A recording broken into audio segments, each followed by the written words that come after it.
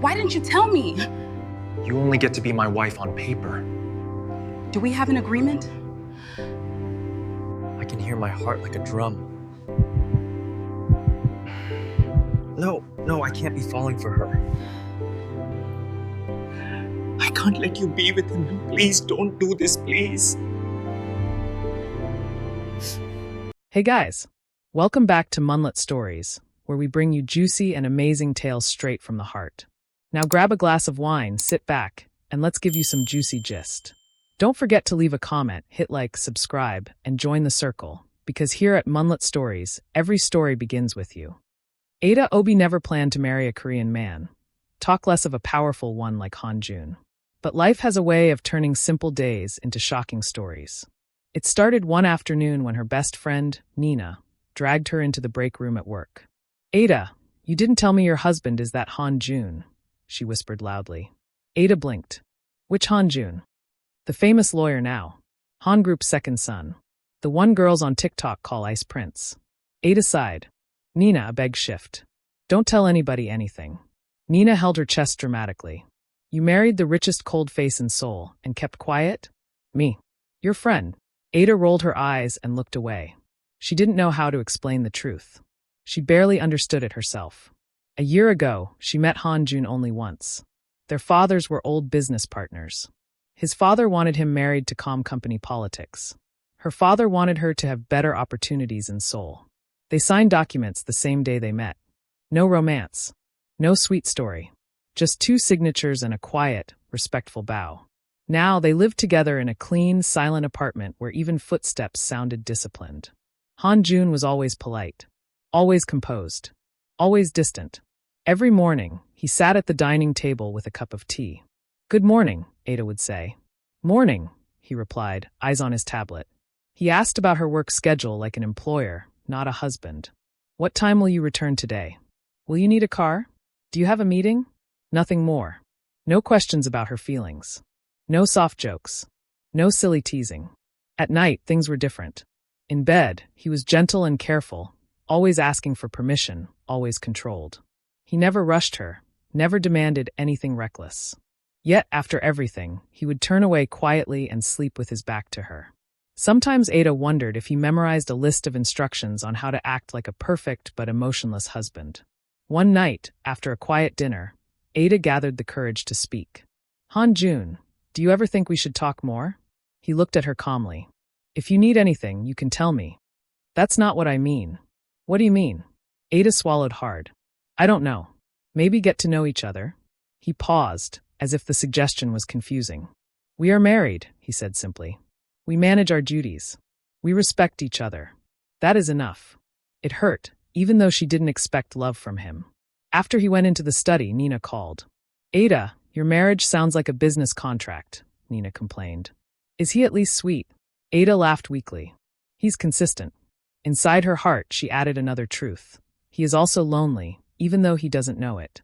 Later that night, Aida watched him from the doorway of their bedroom.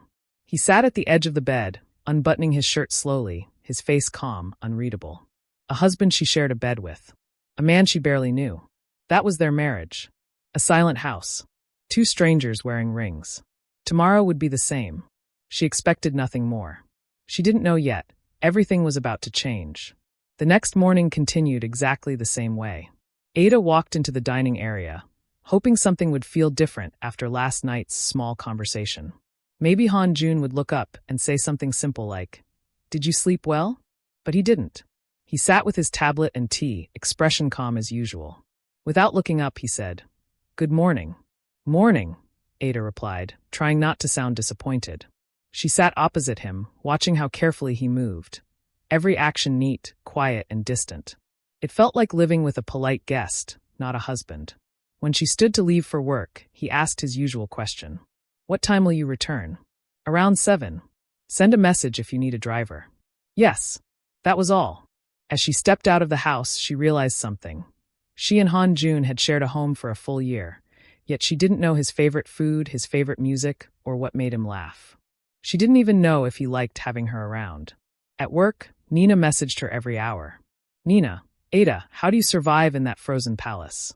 "Aida, please rest." "Nina, Be honest, does he talk during dinner or he just downloads updates into your brain like a robot? Ada covered her face and laughed quietly. Nina was dramatic, but not entirely wrong. When Ada returned home that evening, Hanjun was already there, sitting straight on the sofa, reviewing documents. "You're back," he said. "Yes." He studied her for a few seconds, then asked, "Are you tired?" The question shocked her. He had never asked that before. "A little," she replied softly. He nodded, as if that small information was enough to file away in his mind. Later, they sat on opposite sides of the living room. Ada scrolled through her phone, pretending to be busy. Hanjun typed on his laptop. 2 people, 1 house. Yet it felt like they lived in separate worlds. When it was time for bed, Hanjun waited for her to finish in the bathroom. He always let her go first. He was respectful like that, so respectful that it created a wall she couldn't climb. On the bed, he touched her arm lightly. "Are you okay?" he asked. Again, the question surprised her. Twice in one night. "Yes," she whispered. He nodded. Good. Their intimacy that night was the same as always, steady, slow, controlled. His hands never trembled. His breathing never changed pace. He always stopped to ask, "Is this fine?" before continuing. And after everything, he rolled gently away and lay on his side, silent, composed. Ada stared at his back. A man who touched her so closely, yet felt so far. She wondered if he ever wanted more. She wondered if she wanted more herself. As she closed her eyes, a quiet thought slipped into her mind. If we continue like this, what kind of marriage will we have in 5 years? 10 years? But before she could answer herself, sleep pulled her in. She didn't know that cracks had already begun to form in the ice between them. She just couldn't see them yet. The week after Ada's small surprises, Hanjun asking if she was tired, touching her arm gently, she started paying closer attention to him. Maybe it was nothing. Maybe it was something trying to grow. She wasn't sure. One evening after work, she changed her clothes and reached for her wedding ring, the simple but expensive band he had given her a year ago. She kept it in a small dish beside the bed. The dish was empty. Ada froze. She searched the drawer, the floor, her work bag, her pockets. Nothing. Her heart began to race. How do I tell a man like Hanjun that I lost a ring he paid millions for? She sat on the bed, breathing in and out, trying not to panic. The ring wasn't just jewelry. It was part of the agreement. It was one of the few signs that she belonged in that silent house. She searched again. Still nothing. That evening, when she heard the front door click open, her stomach tightened. She walked to the living room and stood in front of him. "Hanjun," she said quietly. He looked up from his documents. "Yes. I need to tell you something." He closed the file and waited, calm as always. "I lost my ring," Ada whispered. "I didn't mean to. I can't find it anywhere." She braced herself for anger, or at least disappointment. But he only blinked once and said, "Okay." Ada stared at him. "Okay. Yes. You're not upset?" He shook his head. "You didn't lose it on purpose. But the ring was expensive. I can order another one." Her mouth fell open. "Just like that?" "Yes." He picked up his phone. "Do you want the same design or a new one?" Ada grabbed his wrist quickly. "Wait. Are you seriously not angry?" He looked at her carefully, as if the question made no sense. "Ada," he said slowly, "why should I be angry? It's a ring. You are not careless. You lost it. That is all." "But it was custom-made," she insisted. "It was. I can replace anything," he cut in gently. "But I cannot replace trust." Ada swallowed. He wasn't joking. Then he added, "There is only one thing I cannot accept in a marriage." She waited. "Cheating," he said plainly. "That is my boundary. Losing a ring is nothing. Betrayal is everything." Ada felt the words settle deep in her chest. He continued calmly, "As long as we both keep our bodies clean and loyal, the rest can be fixed." She stared at him, shocked at how serious and steady he was. "I don't love easily," he said, "and I do not expect you to love me. But respect in marriage must remain." Ada nodded slowly. "I understand." He relaxed a little. "Good. I'll order 2 rings. Choose whichever you like." She almost laughed. "There's no need for 2. "There is," he replied simply. "You are my wife. You deserve options." Ada looked at him long after he walked upstairs. He wasn't warm. He wasn't romantic. But he was firm, honest, and strangely protective. For the first time, she wondered if there was more to him than his cold walls. The next morning, Ada woke up to a quiet notification sound. Hanjun had placed a slim folder on her side of the bed. A note sat on top of it in his neat handwriting. For review. Sign when ready. Ada frowned. She carried the folder to the dining table, where he sat with his usual tea. What is this? She asked. Documents, he said. They confirm your dowry items, your monthly allowance, and the properties transferred into your name last year. Ada blinked. Transferred? Into my name? Yes. You never told me. You didn't ask, he replied calmly. She opened the folder. 5 villas.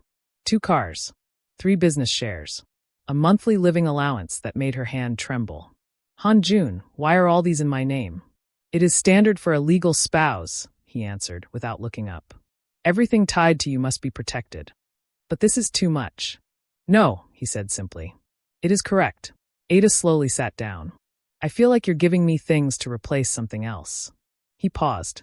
That made him look up. Replace what? She met his eyes. Love. He didn't flinch. This is not a love marriage. I know, she said softly. But sometimes I wonder if you're making up for the lack with money. I'm fulfilling my duty, he replied. Our agreement was clear. I provide stability and support. You live your life freely. Emotions were not part of the contract. Ada pressed her lips together. Do you ever think about changing that? Changing what? The fact that we're basically strangers who share a bed. His expression barely shifted, but she saw something flicker, something he quickly pushed down. We respect each other, he said. That is enough. She sighed. Maybe for you. Is it not enough for you? He asked. Ada hesitated. I don't know. Hanjun leaned back slightly. Ada, I am not a man who gives emotions easily. I don't know how to. But I won't abandon you. I won't hurt you. I won't embarrass you. I will always stand on your side. She swallowed. That sounds like loyalty. That is what I can give, he said. And what about what you cannot give? She whispered. He was silent for a long time. Then he said, love is unpredictable. It is messy. I avoid what I cannot control. Ada looked at the signed properties again. You're protecting me like someone you value. I value order, he corrected. And fairness. That's not all you value, she murmured. He froze, but didn't argue. After breakfast, he handed her a pen. Sign when you're ready. Everything is yours whether you use it or not. She signed slowly, her chest tight. As she closed the folder, Hanjun added, Ada, we might not love each other, but I will not let you feel unsafe with me. She nodded. Yet as he walked away, she couldn't shake the quiet truth rising in her. Maybe safety wasn't enough anymore. After signing the documents, Ada expected things to feel lighter between them. But nothing changed. Hanjun still kept his emotional distance. His words were polite, his actions were precise, and his face stayed unreadable. Only at night did he behave like a man who wasn't made of ice. That contrast confused her more than anything. One Friday morning at work, Nina cornered her at her desk. Ada, tell me something, Nina whispered. Is your husband sweet in the bedroom, or does he follow a written timetable? Ada looked away. Nina, please. No, tell me. I must know if Ice Prince Han melts at night. Ada covered her face. He's consistent. Nina gasped. Consistent in a good way or consistent like exercise routine? Ada hissed softly. Go away. Nina leaned closer. So he's good. Ada pressed her lips together, refusing to answer. But her silence told Nina everything. That night, when Ada got home, she found Hanjun removing his tie in the bedroom. He never rushed. Every movement was neat and calm, like he was afraid of disturbing the air around him. You're back, he said gently. Yes. You look tired. Ada blinked. There it was again, those rare moments where he paid attention. A little, she replied. He nodded, then walked past her, close enough for her to feel his quiet presence. His cologne brushed her skin. Her heart reacted before her mind could. Later, when they lay in bed, he turned to her and brushed a thumb across her cheek. Are you okay? He asked softly. Yes. Good. His voice dropped a little. Do you want it tonight? He always asked. Never assumed. Never demanded. It was one of the things she respected most about him. Yes, she whispered. He kissed her slowly, almost carefully at first, then deeper with each breath. His touch was controlled, but there was heat beneath it. Heat she didn't see anywhere else in his life. He held her like she was something valuable he didn't want to mishandle. When they were done, he rested beside her for a full minute instead of turning away immediately. That extra minute felt like an unexpected gift. But then, as always, he eventually shifted to his side, facing away. Ada stared at his back, wondering what went on inside that disciplined mind. How could he hold her like he felt something, then act like nothing happened when the lights went off? Hanjun, she whispered. He hummed lightly, a sign he was awake. Have you ever wanted more intimacy outside the bedroom? There was a long pause. Then he said, I am giving what I know how to give. Is that enough for you? She asked quietly. I don't know, he admitted. Ada's chest tightened. She didn't know whether to be relieved or confused by his honesty. She reached out, almost touching his back, but stopped halfway. I'm here, she whispered. He didn't reply, but she felt him breathe a little deeper, like her words reached him even if he couldn't answer. That night, Ada fell asleep with a truth she was afraid to say out loud. Her cold husband was slowly becoming the only heat she craved. The following week, Ada tried to distract herself with work. Thinking about Hanjun only made her heart do things she didn't understand. She needed space in her mind, not feelings tying themselves into knots. Her design team had a big pitch with a wealthy Korean investor, Mr. Park, known for his flashy lifestyle. Ada had worked all night on the proposal and hoped the meeting would go smoothly. When she walked into the conference room, Mr. Park's eyes went straight to her, not her design board. So you're the Nigerian designer, he said, smiling too widely. Pretty and creative. Interesting combination. Ada forced a polite smile. Good afternoon, sir. Throughout the presentation, he kept staring at her with the same unsettling interest. When it ended, he asked everyone to step out for 5 minutes. Only Ada remained. He leaned against the table. Your work is good, but I like you more. Ada stiffened. Sir, this is a work meeting. He reached for her hand. Relax. I can help you rise quickly in this field. You don't have to struggle like the others. Ada pulled her hand back. I don't need that kind of help. He smirked. Your ring finger is empty. No husband around. I could give you a better life. Ada inhaled slowly. I'm married. Mr. Park laughed loudly. To who? A broke man? A foreigner? He stepped closer. Come on, Ada.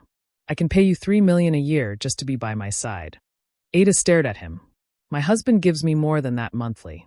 That shut him up for 2 seconds. Then he scoffed. Lies. If you had a powerful husband, he wouldn't let you work here. Ada's voice hardened. I like working. I like you, he said, reaching for her again. Think about it. She stepped back, face firm. I'm not interested, sir. And please keep your hands to yourself. The door opened. Her team returned. Ada quickly gathered her papers and left the room before anyone could see the anger building behind her eyes. Nina found her later in the office kitchenette. Ada, what happened? You look like you want to slap somebody. Ada took a slow breath. That man disrespected me. Which man? Mr. Park. Nina's mouth fell open. Ah, that one. He's known for chasing anything that moves. Ada looked away. He told me to be his side woman. Nina's eyes widened. What? Ada nodded. He thinks I'm desperate. Nina frowned. Are you going to tell your husband? Ada shook her head instantly. No. This is my problem. I can handle it. But as soon as she said it, she remembered the quiet warmth in Hanjun's touch. The way he asked if she was okay. The way he held her in the dark like she mattered. Part of her wondered how he would react if he knew another man had touched her hand. Another part feared seeing disappointment in his eyes. That night, Ada went home early, hoping to clear her mind. But when she stepped into the house and saw his shoes by the door, her heart tightened again. The line between safety and longing was becoming thinner every day. Ada entered the house quietly, still replaying Mr. Park's words in her head. Even after a long shower, she felt his unwanted touch lingering on her skin. She told herself to shake it off. She told herself not to involve Hanjun. But when she opened the bedroom wardrobe to grab a fresh towel, something caught her eye. A bright red lipstick lay inside the pocket of one of Hanjun's suit jackets. Ada froze. She blinked, hoping she was mistaken. Maybe it was hers. But she never used that shade. She never placed anything in his pockets. She hardly touched his clothes at all unless she was packing for dry cleaning. Her heart began to pound. She pulled the jacket down carefully and checked again. The lipstick was real. And it definitely wasn't hers. All of Mr. Park's comments came rushing back. No husband around. If you had a powerful husband, he wouldn't let you work here. Your ring finger is empty. For the first time, Ada wondered if she had been protecting a marriage that was already broken from the inside. She sat on the bed, clutching the lipstick, waiting for Hanjun to return. When he walked in later with his briefcase, he stopped when he saw her sitting stiffly. "You're home early," he said. Ada didn't answer. He placed the briefcase down slowly. "Ada." She held up the lipstick. "Is this yours?" His brows pinched slightly, not in guilt, but in confusion. "Mine. This was in your suit pocket." Silence settled between them. Ada swallowed. "I don't want drama. But this," her voice cracked. "This crosses my line." Hanjun stared at the object, then at her. "I've never seen that before." Her chest ached. "Please don't lie to me." "I'm not lying," he said firmly. Ada stood, her hands shaking. "You told me your only rule was fidelity. You said betrayal is the one thing you can't accept." "I agreed. I gave you loyalty. I expect the same." He took a step closer. "And I have given that." Then explain the lipstick. "I don't know how it got there." Ada looked away. "I can accept that you don't love me. I can accept that we live like strangers. But I cannot accept another woman touching you." His jaw tightened. "No woman has touched me." She shook her head. "I want a divorce." The words hit him harder than she expected. For the first time since she'd met him, something raw cracked through his calm expression. "Ada," he said quietly, "you're making a mistake." "No," she whispered. "You crossed my boundary." He took a slow breath. "Give me 1 day." "For what?" "To prove this is not what you think." Her chest tightened. "And if you can't?" "Then," he said steadily, "I will grant you whatever you want." Ada stared at the lipstick once more, unable to breathe normally. Hanjun had never raised his voice. Never argued. Never acted without control. But right there, she saw something new in his eyes. Hurt, pride, and something he wasn't ready to name. "I'll wait," she finally said. She placed the lipstick on the table and walked out. For the first time since they married, she left him standing alone in the middle of the room, unable to reach her. Ada barely slept that night. Every time she closed her eyes, she imagined another woman leaning into Hanjun's suit, laughing, touching him, leaving her lipstick as a mark. By morning, she felt sick. When she stepped into the kitchen, Hanjun was already dressed, calm as always. But his eyes followed her quietly, like he was reading every emotion she was trying to hide. "I'll return tonight," he said. "Please wait for me." Ada didn't respond. She picked up her bag and left without breakfast. At work, Nina noticed instantly. "Babe, what happened?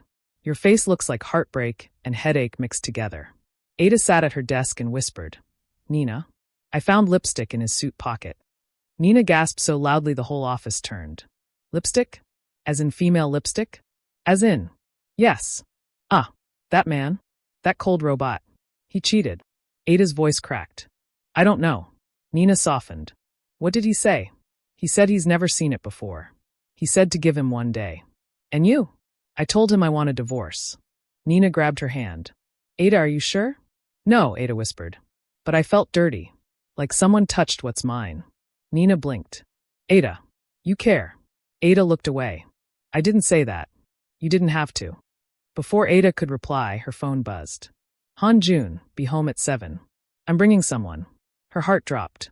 When she arrived home that evening, Madame Kong, the longtime housekeeper who'd known Hanjun since childhood, was sitting in the living room. Standing beside her was a younger woman from the law firm, wearing a tight suit and nervous expression. Ada's chest tightened. Hanjun stepped forward. "Sit." Ada sat slowly. He pointed to the woman. "This is Attorney Chin So-hee." Chin bowed reluctantly. "Good evening." Hanjun's voice carried a calm edge Ada had never heard before. "Show her." Chin swallowed, pulled out her phone, and opened a CCTV clip. The footage showed Chin in Hanjun's office. She looked around, checked the hallway, then slipped the red lipstick into his suit pocket hanging on a rack. Ada's mouth fell open. Chin began to shake. "Director Han, I'm sorry. I like you. I thought maybe you would notice.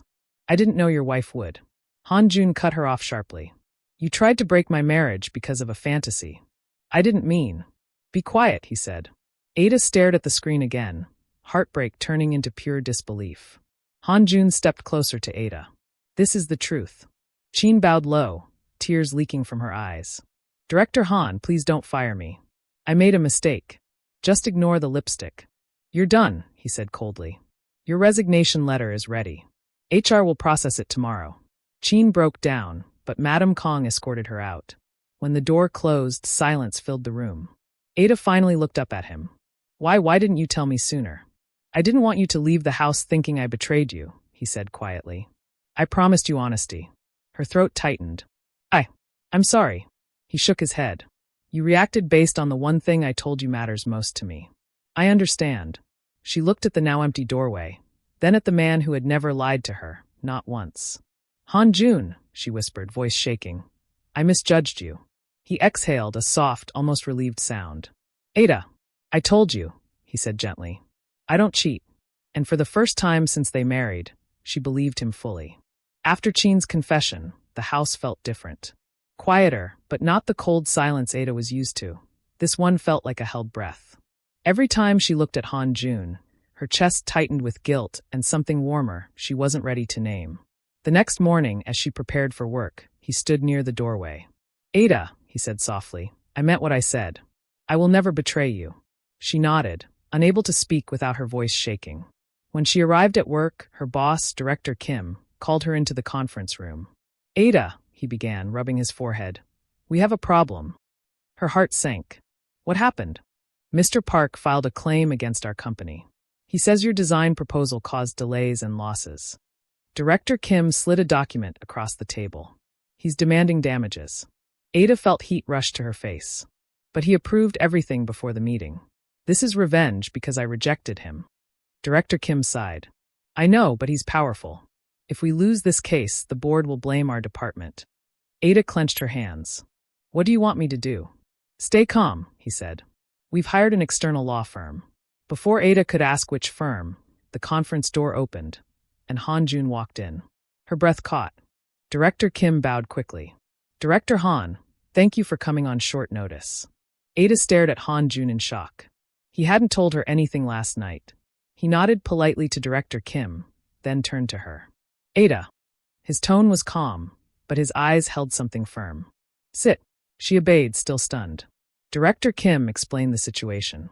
Hanjun listened silently, flipping through the documents with sharp attention.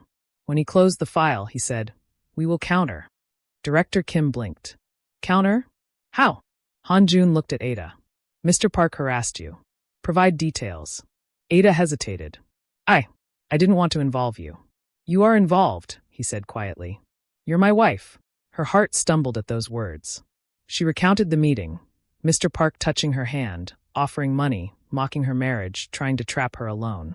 Hanjun's expression never changed, but something cold settled in his eyes. Do you have proof? He asked. Aida nodded slowly. I recorded the part where he offered me money. Director Kim nearly choked. You recorded it?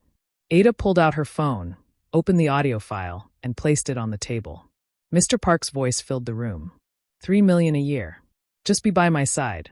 Your husband is nobody. I can give you more. When the recording ended, the room fell silent. Hanjun leaned back. We will win this case. Director Kim exhaled in relief. Director Han, thank you. Hanjun closed the file. Aida acted professionally. Mr. Park did not. The law will reflect that. Then he stood, gathering the documents. Aida, come. She followed him into the hallway. When they were alone, he said, From today, if anyone insults or threatens you, you tell me immediately. She stared at him.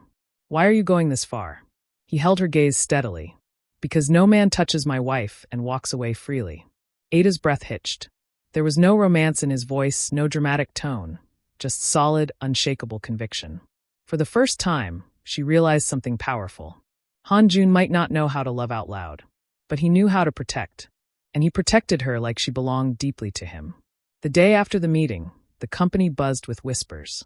Everyone had heard that Mr. Park's case suddenly went silent. No news. No threats. No follow-up. Aida suspected Hanjun had moved quietly, but she didn't dare ask. Late in the afternoon, Director Kim called her again. Aida, he said, eyes wide. Mr. Park's company just withdrew everything. No demand. No claim. She blinked. Just like that. Yes, he whispered, leaning closer. And he was taken for questioning by financial crimes investigators this morning. Aida froze. Investigators? Director Kim nodded. They said someone reported him for fraud, bribery, and other things. The timing is strange. Strange, but Aida already knew the truth. Only one person in her world acted like a silent storm. Only one man protected without announcing his steps. Only one man moved in shadows, clearing threats before she even understood the danger. She left the office with her heart pounding. When she arrived home, the house was calm, still, the same way it always was with Hanjun. But the moment she stepped inside, she sensed something different, something tense. He was sitting on the couch, jacket off, sleeves rolled halfway up. He didn't look angry. He looked controlled. Too controlled. "Ada," he said, eyes following her every step. "Come here." She sat opposite him, hands lightly folded. He studied her face for a moment. "Did anyone else bother you today?" "No," she whispered. "Everything was fine." "Good." He leaned back slightly. "Because if anyone does, I want to be the first to know." Ada swallowed. "You handled Mr. Park, didn't you?" He didn't deny it. Instead, he said, "Men like him don't stop when you reject them once. They come back many times. I won't allow that." She stared at him, shocked at his bluntness. "But why does it matter so much to you?" He didn't look away. His voice stayed calm, low, steady. "Because you are not alone. Because you shouldn't fight these things alone. Because you're my wife." Her chest tightened. "Wife." He said it like a responsibility he took seriously. Like a vow. Like a shield. But then his expression shifted, still controlled but sharper. "Ada," he said, "I have something to ask you." She held her breath. "Why didn't you tell me about the harassment the moment it happened?" "I didn't want to disturb you," she said quietly. "I didn't want to cause trouble." His jaw tightened. "I decide what is trouble. Not you." She blinked, startled. He lowered his tone, but the firmness stayed. "You don't hide things that hurt you. Not from me." Her heart stung at the unexpected warmth behind the sharp words. "I'm sorry," she whispered. "I didn't know you cared this much." He inhaled deeply, as if choosing his next words carefully. "I don't care about everyone." His voice dropped. "But I care when it concerns you." Ada's fingers trembled slightly. He leaned forward. "Next time you come to me. Immediately. No apologies." She nodded slowly. "Okay. And Ada," he added, looking directly into her eyes, "no one touches you, insults you, or threatens you. Ever. I won't allow it." His conviction wrapped around her like warmth she didn't expect. For the first time, she didn't see him as the cold man she married. She saw a protector. A man with quiet fire. A man who drew boundaries like steel when it came to her. And without meaning to, she felt herself stepping closer to his side. For a few days, Ada stayed careful, avoiding late nights and ignoring every call from unknown numbers. Hanjun didn't say much, but he watched her closely, too closely. Sometimes his eyes softened when she wasn't looking, but he acted like nothing had changed. By Friday, her friend Kemi convinced her to step out for a drink. "Just 1 hour," Kemi said. "You've been too tense."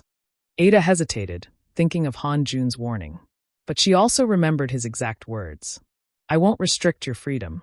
So she went. The bar was loud but not dangerous. Ada sat with Kemi, sipping juice, trying to laugh at small jokes. It felt good to breathe differently, even if she checked her phone every 5 minutes. They were getting ready to leave when a drunk man approached their table. "Fine girl, sit down," he slurred, grabbing Kemi's wrist. Kemi yanked her hand away. "Leave me alone." The man's eyes moved to Ada instead. "You two think you're better than everyone?" Ada stood. "We're leaving." He shoved her shoulder. "Sit down." Before Ada could react, Kemi swung her and hit him first. Then everything exploded. The man pushed back. Chairs fell. People started shouting. Ada tried to pull Kemi away, but the drunk man lunged again. In the commotion, Ada slapped him hard across the face. He wasn't expecting that. Seconds later, the bar manager called security, and someone called the police. In less than 10 minutes, everyone involved was dragged outside. At the police station, Ada sat on a bench, hands shaking, embarrassed and exhausted. Kemi kept muttering apologies. "I didn't mean to drag you into this," Kemi whispered. "It's fine," Ada said weakly, though it wasn't fine. Her phone buzzed. Hanjun. Her stomach dropped. She answered with a trembling voice. "Hello. Where are you?" His tone was calm, but the dangerous kind of calm. "At the police station." He didn't ask another question. He simply said, "Don't talk to anyone. I'm coming." 20 minutes later, he appeared, still in his work clothes, hair slightly messy like he had rushed out. The moment his eyes landed on her, something tight in his expression loosened, only for a second. "What happened?" he asked. Ada swallowed. "It was a fight. Kemi hit him first." He stepped closer. "Did he touch you?" "No." "Did he hurt you?" "No." "Good," he said, voice dropping. Stay behind me. He handled the police with steady confidence, speaking calmly, showing his ID, asking clear questions. Within minutes, the officers released both Aida and Kemi, noting that the drunk man had started the trouble.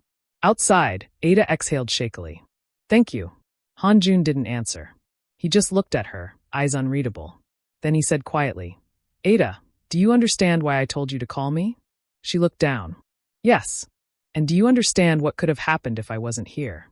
Aida nodded, throat tight. I'm sorry. He didn't scold her. He didn't raise his voice. Instead, he took her hand, firm, steady, warm. Next time, he said, don't ever face danger without me.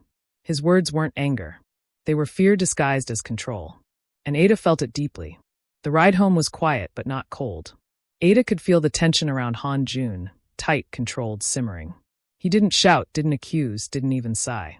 He just held the steering wheel like he was fighting something inside him.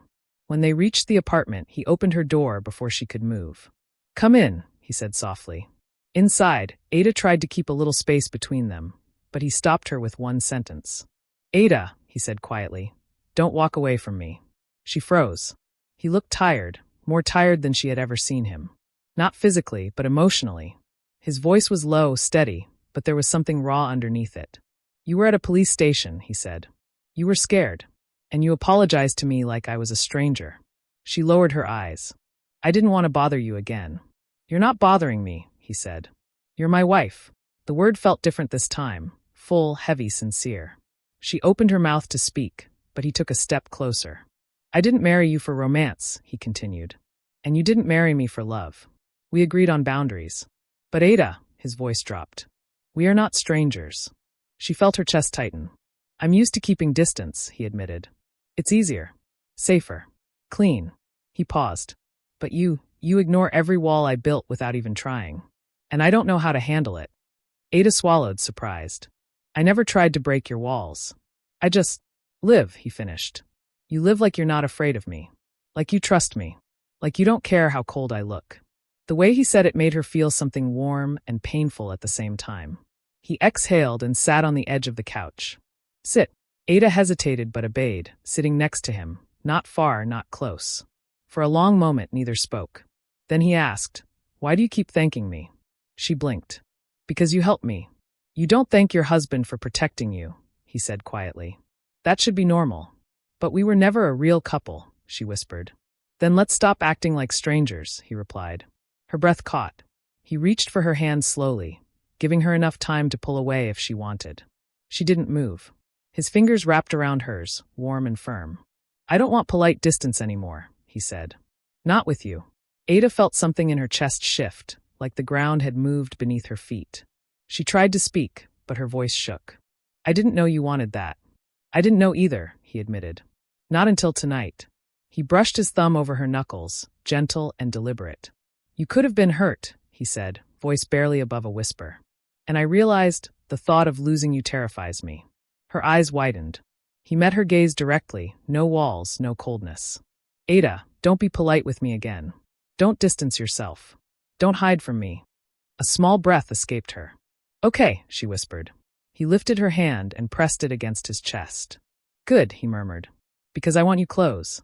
Not halfway. Close. And for the first time since their arranged marriage began, Aida felt like the walls between them had finally cracked open. The shift between Aida and Hanjun was subtle, but real. He no longer walked past her, he walked beside her. He no longer kept silent walls, he answered when she spoke. And when she looked at him, he didn't look away.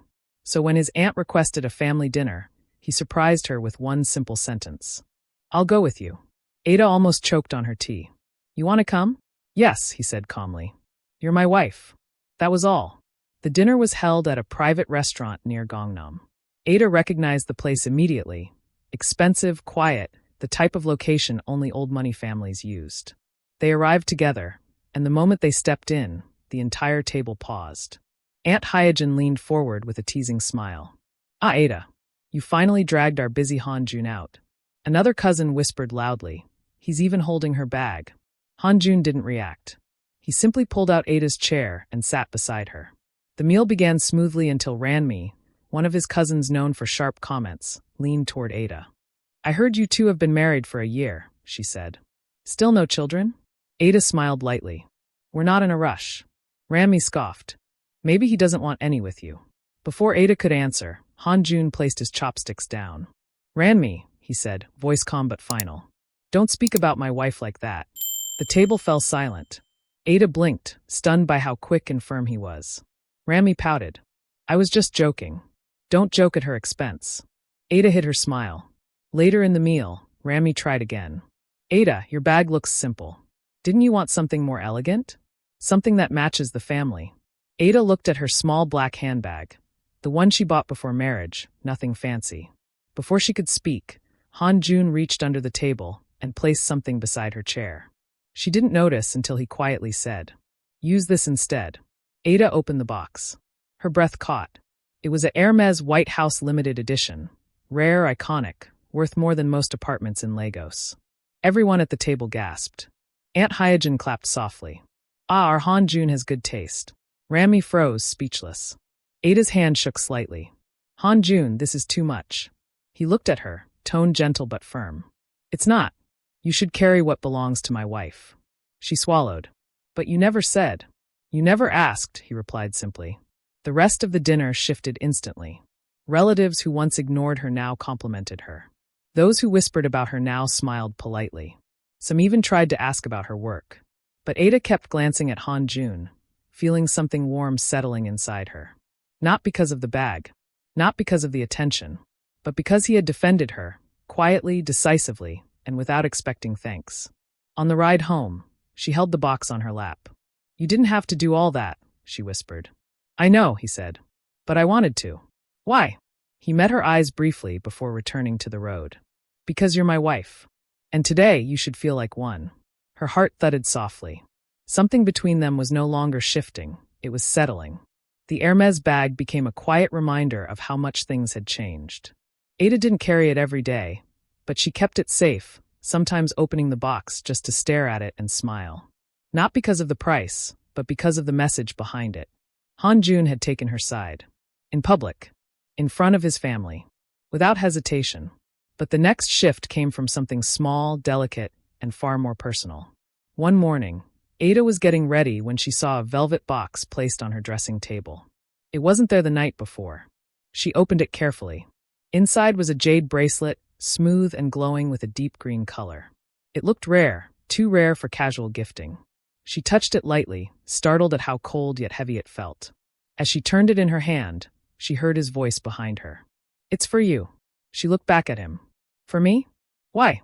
He walked closer, expression calm but serious. My sister-in-law has one. It's a family piece. You should have yours too. Ada blinked, surprised he thought about such things. But when she lifted the bracelet again, she noticed something odd. A faint crack. Thin but visible. She frowned. It's broken? He stiffened. It was repaired. Repaired, she repeated. His voice remained even, but his shoulders tightened in a subtle way she had learned to notice. I planned to give it earlier, but the original was damaged. They fixed it. Ada studied the bracelet quietly. If it was so important, then why? Is this something that belonged to someone else? She asked softly. He paused. That pause told her more than words. Ada placed the bracelet back inside the box gently. Hanjun, tell me the truth. He didn't speak immediately. Instead, he sat on the edge of the bed, elbows resting on his knees, staring at the floor like he was fighting old shadows. It belonged to my mother, he said finally. Ada's chest tightened. He rarely mentioned his family, only brief comments about his father or his brother. Never his mother. She gave it to my sister-in-law before she passed, he continued. I kept the other one. Ada touched the box again, now with more care. You didn't have to give this to me. I did, he replied. You're my wife. You should have it. But something in his tone didn't feel complete. Why were you hesitant before? Ada asked. You looked pained when you said her name. He exhaled slowly. Some memories are not easy. Some things were not happy. Ada understood. Pain. Distance. Silence. Those were things she saw in him every day without fully knowing why.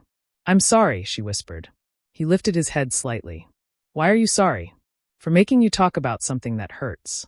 He shook his head. You didn't. I just needed time. She closed the box gently. Thank you. I'll wear it. He stood, walked to her, and took her hand.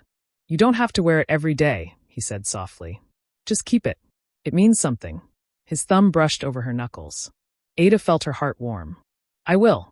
But when he left for work, she looked at the green stone again, and something in her chest tightened. Not jealousy. Not fear. Something deeper.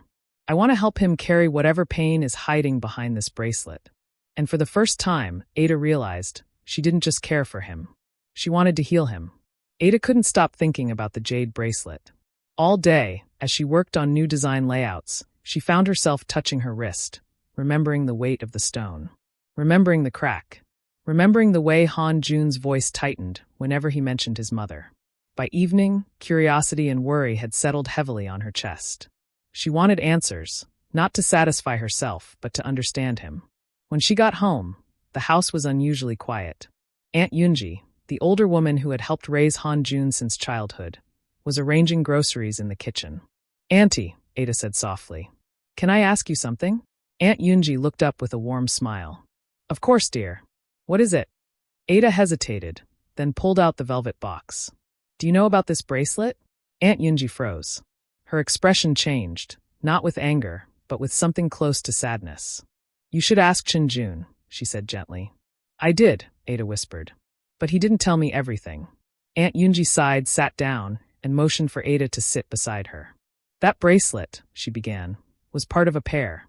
One belonged to his grandmother. The other to his mother, Madame Li." Aida listened quietly. "His mother was a beautiful woman," Aunt Yunji continued. "Smart. Elegant. Everyone loved her. But her heart was restless." Aida frowned. "Restless?" Aunt Yunji nodded sadly. "She had an affair. For a long time. And one day, when Hanjun was only 10, he walked in on her, holding hands with another man." Aida's eyes widened. Her breath caught. "He was only 10. Too young," Aunt Yunji whispered. "Too young to understand why the person he adored most was kissing someone who wasn't his father." Aunt Yunji lowered her voice. His mother tried to explain, tried to pretend it wasn't what he saw. But children understand betrayal more clearly than adults think.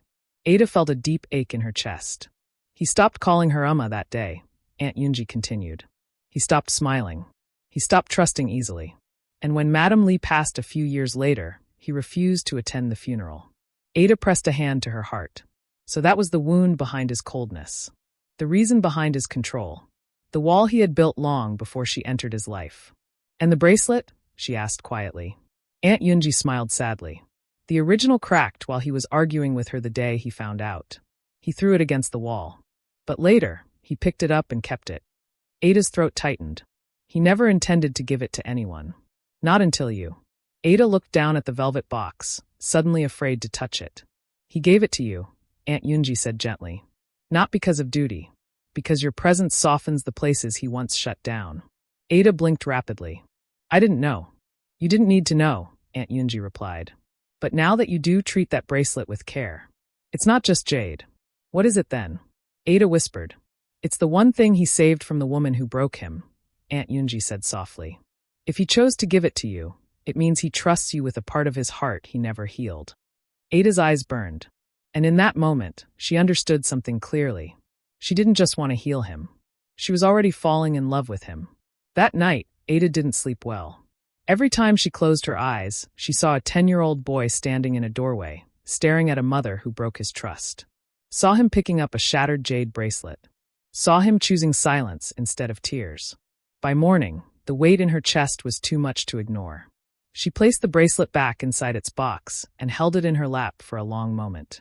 Not because she didn't want it, but because she finally understood how much it meant to him. When Hanjun returned from an early meeting, he stopped at the entrance when he saw her waiting for him in the living room. "Aida, you're up early." She stood, hands trembling slightly. "We need to talk." He walked closer, guarded. "About what?" She held out the velvet box. His expression changed instantly. Eyes sharpening, body tensing. "Did something happen to it?" "No," she said quietly. "It's fine." He exhaled, but the tension didn't leave him. "Then why are you giving it back?" Aida swallowed hard. "Because this bracelet is not just jade. It's a wound you carried for years. I don't want to hold something that still hurts you." His jaw tightened. "It doesn't hurt." "You don't have to pretend," she whispered. He looked away, his voice dropping. That part of my life is over. Ada shook her head gently. If it was truly over, you would have told me the full story instead of hiding it. He stiffened. Who told you? Aunt Yunji. Silence. Long, heavy silence. He closed his eyes briefly, and when he opened them, the coldness he used as armor returned. You shouldn't have asked her. I asked because I care, Ada said softly. Because I want to understand you. I didn't give you the bracelet for pity, he said sharply. Or because I'm broken. I know, Ada replied. You gave it because you trust me with something personal. But I don't want it if it makes you remember pain you didn't choose to share. He stepped closer, voice low. Stop trying to protect me. I'm not protecting you, she whispered. I'm trying to love you. The moment the words left her mouth, they froze between them. Ada's heart raced. She had said it without planning to. Without thinking. Hanjun stared at her like she had said something impossible. You love me, he said slowly. Her voice trembled. I didn't mean to say it like that. But yes. I feel something. Something real. He swallowed hard, his control cracking for the first time in years. And you think returning the bracelet will make me what? Safe. His voice shook with something she had never heard, fear. Distance me? Protect me from you? No, Ada said. I'm giving it back because I want the next thing you give me to be something without pain attached. Something you choose freely, not something you forced yourself to offer. His eyes softened in a way that melted every wall between them. He lifted the box slowly, closed it, and held it against his chest. You don't understand, Ada, he said quietly. He took her hand, placed the box back into her palms, and covered it with his own.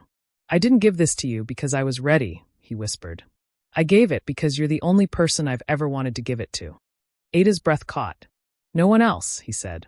Not even the person who hurt me. Only you. Her eyes filled. And if you return it, he finished softly, I fear you're returning me too. The bracelet felt heavier now, not with pain, but with meaning. Slowly, Ada closed her fingers around it. I'm not returning you, she whispered. He exhaled shakily. She stepped closer, rested her forehead against his chest, and let him hold her. Not politely, not distantly, but completely. And for the first time, Hanjun let himself hold someone like he wasn't afraid of breaking. The days after the bracelet incident felt different, calmer, warmer, clearer. Something had cracked open between them, and neither tried to close it again. Ada found herself watching Hanjun more. He touched her more. Not with passion, but with presence, his hand on her lower back, his fingers brushing hers, small gestures that said I'm here. One morning, a construction site inspection required her presence. She kissed his cheek before leaving, a small, shy kiss. He froze in surprise, then smiled softly. Be safe. Call me if anything happens. I will, she promised. But fate had its own plans. At the site, a loose plank on the second floor slipped while a worker was moving materials. Ada didn't see it until someone shouted. She turned. The plank struck her shoulder, knocking her backwards. She hit the ground, not hard enough to break anything, but enough to slam her head. Everything spun for a moment. Co-workers rushed to her side. Ada SSI, are you okay? She tried to stand but stumbled. I'm fine. I think. She wasn't. Her vision blurred. A sharp ringing filled her ears. Someone called an ambulance. Someone else called Hanjun. She didn't know who. It didn't matter. Because 15 minutes later, he burst into the emergency ward like a man fighting his own fear. Ada, he called, voice cracking. She looked up weakly. I'm okay. You're not, he said, rushing to her side. Why didn't you call me? I was dizzy. He stopped. His hand trembled slightly when he cupped her cheek. It's okay, he whispered. I'm here now. The doctor confirmed it was a mild concussion. No internal bleeding. Just rest and observation. They placed her in a private room. When the nurse asked who would stay with her overnight, Hanjun didn't even look up from adjusting her pillow. I will, he said. Ada tried to protest. You have work. I don't care. She blinked. But, Ada, he said softly, I am staying with you. He sat beside her bed, refusing to leave even when the nurse brought a narrow companion cot. Hours passed. Ada dozed in and out of sleep.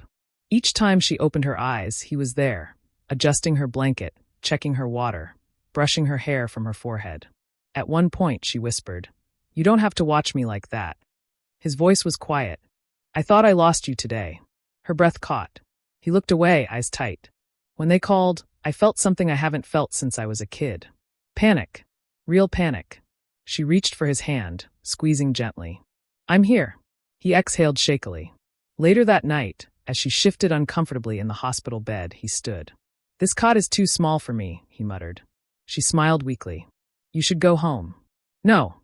Instead, he lifted the blanket and slipped into the bed beside her. Aida stiffened. Hanjun. I'll stay on my side, he whispered, settling gently. But I'm not sleeping far away while you're like this. She relaxed slowly, her head resting lightly on his shoulder. He didn't touch her, didn't pull her close. But his presence wrapped around her like warmth she didn't know she needed. Aida, he murmured, already half asleep. Don't scare me like that again. She whispered, I'll try. And for the first time, their marriage bed wasn't defined by passion or obligation, but by quiet, vulnerable closeness. When Aida was discharged the next afternoon, Hanjun insisted on driving her home. He held her elbow as they walked, opened every door, even adjusted her seatbelt for her. It wasn't dramatic, just steady, quiet care that felt heavier than any confession. At home, he guided her to the couch. Rest, he said. She smiled. I'm not fragile. He shot her a look that silenced her instantly. You're not fragile, he said, but you scared me. She blinked, startled by the honesty in his voice. He sat across from her, elbows on his knees, hands clasped tightly. It was the same posture he used when he was hiding something deep. What's wrong? She asked gently. He didn't look up. I've been thinking. About what? He exhaled slowly. About us. Aida's heart thudded. He finally lifted his eyes, and the vulnerability there startled her. When I saw you fall, he paused, voice rough, I felt something I didn't want to feel. Fear, she whispered. More than fear, he admitted. Something I've avoided all my life. Aida swallowed. Loving someone? He looked away, jaw tightening. I don't know if it's love, but I know it's too much. And too fast.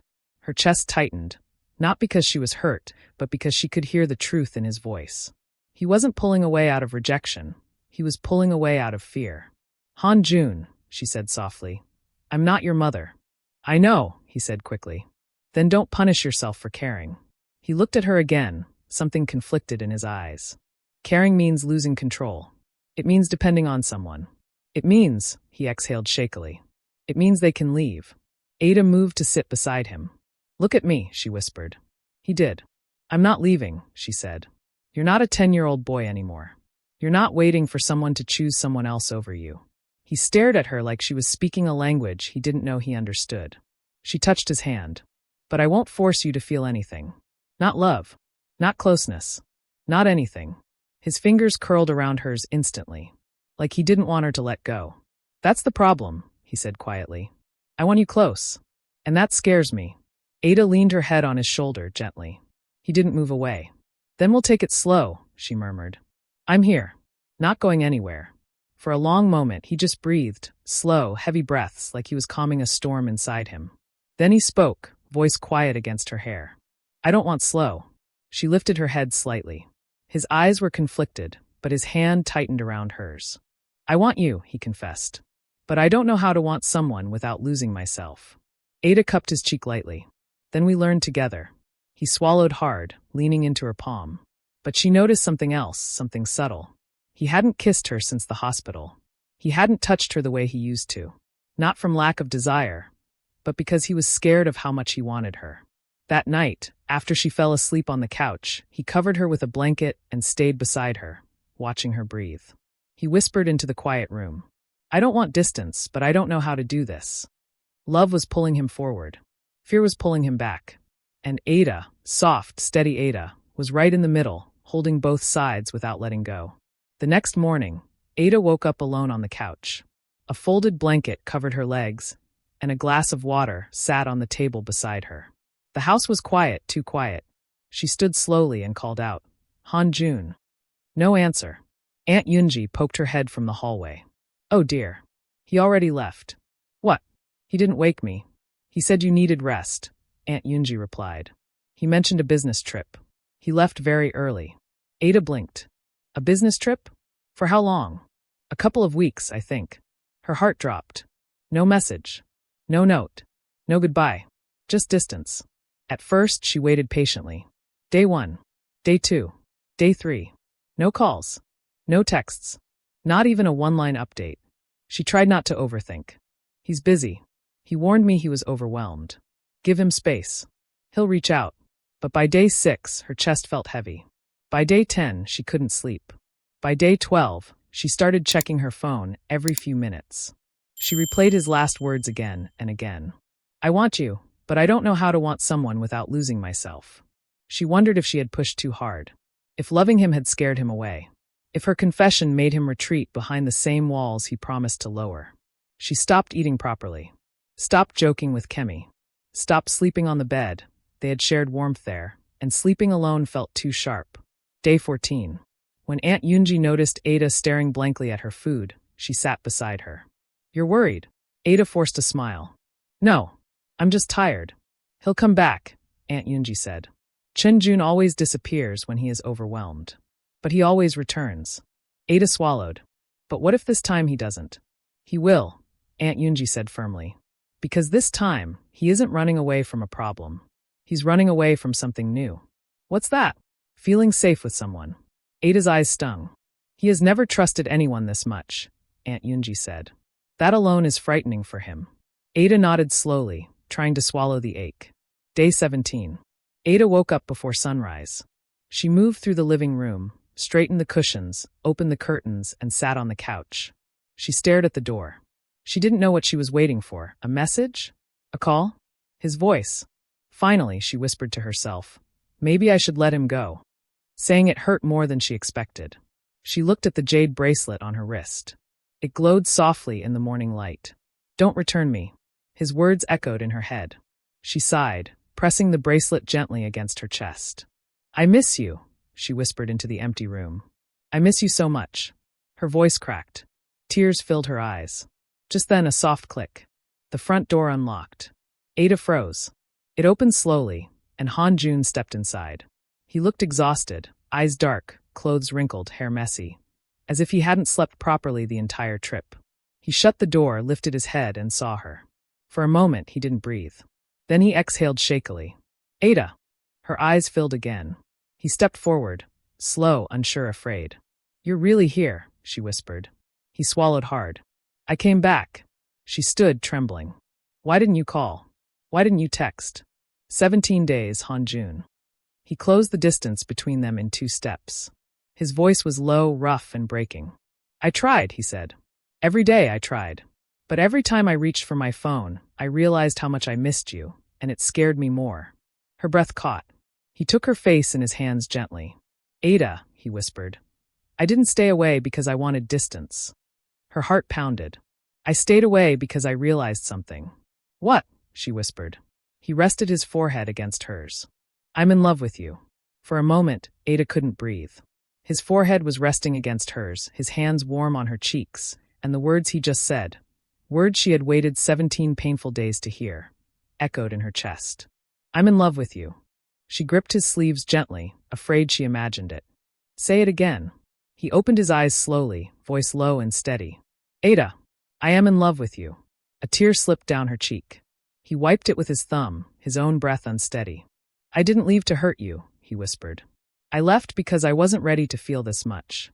I didn't know how to be close without fearing you'd disappear like she did. Aida shook her head softly. I'm not going anywhere. He closed his eyes, shoulders finally relaxing, as if those words untied every knot inside him. I know that now, he said. She touched his chest lightly over his heartbeat. Then why did you stay away for so long? He swallowed. Because loving you didn't feel like losing control anymore. It felt like learning how to live. And that terrified me. I had to face myself before I faced you. Aida's heart warmed. And now, he cupped her face gently. Now I want you. Fully. Not because of our contract. Not because of obligation.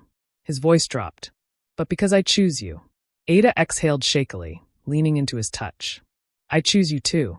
A quiet silence hovered between them, warm, peaceful, final. Then he pulled her into his arms. This time, it wasn't cautious or polite. He held her like someone who had been starving for 17 days. She held him like someone who had been waiting 17 days to breathe again. Later, they sat on the couch, her legs tucked beside him, his arm resting behind her as if it belonged there.